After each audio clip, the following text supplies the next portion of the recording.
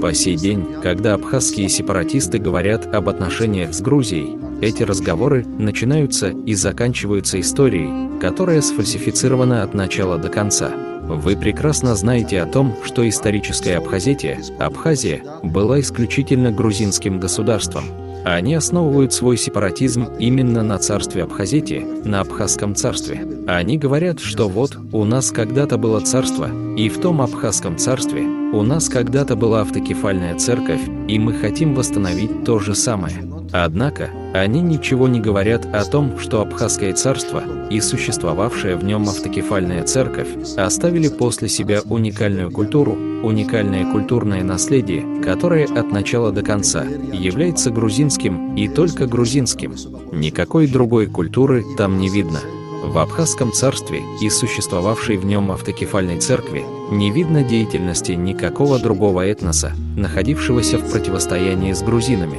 А ведь остались документы, остались источники, осталась литература. Там нет ничего не грузинского. И вот, в этих условиях и в такой обстановке, разговор о том, что они являются наследниками того Абхазского царства, а тамошняя, так называемая церковь, является наследницей той автокефальной церкви, вот такие разговоры, это абсурд.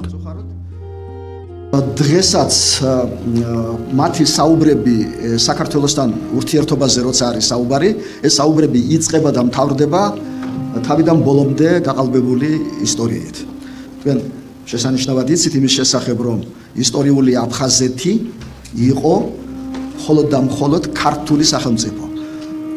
ისინი თავიანთ სეპარატიზმს აფუძნებენ სწორედ აფხაზეთის სამეფოზე.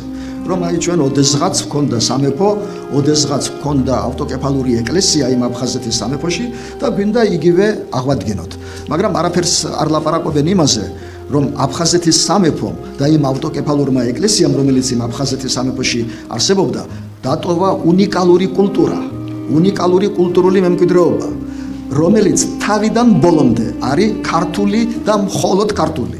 არანაირი სხვა კულტურა იქ არ ჩანს. არანაირი სხვა ქართველებისადმი დაპირისპირებული ეთნოსის მოღვაწეობა აფხაზეთის სამეფოში და იმ ავტოკეფალურ ეკლესიაში, რომელიც აფხაზეთის სამეფოში არსებობდა, არ ჩანს. არადა ხომ დარჩა დოკუმენტები, ხო დარჩა წყაროები, ხო დარჩა ლიტერატურა. იქ არაფერი არაქართული არ არის. და აი ამ პირობებში და ამ ვითარებაში საუბარი იმაზე, რომ ისინი არიან მემკვიდრეები იმ აფხაზეთის სამეფოსი და იქაური ეგრეთ წოდებული ეკლესია არის მემკვიდრე იმ ავტოკეფალური ეკლესიისა, რომლის აღდგენა ვითომ მათ სურთ, ეს არის აბსურდი. ქართული მეფური სიტყვა და სადღეგრძელო ზღაპრული, ფერხულში ჩაბმული, გულით გულში ჩაკრული საქმე ჩვენი ქართული, ქართული, ქართული სილამაზე ქართული, ძარცული, ქართული, სული სულ შემართული, ზოლა და სიცოცხლე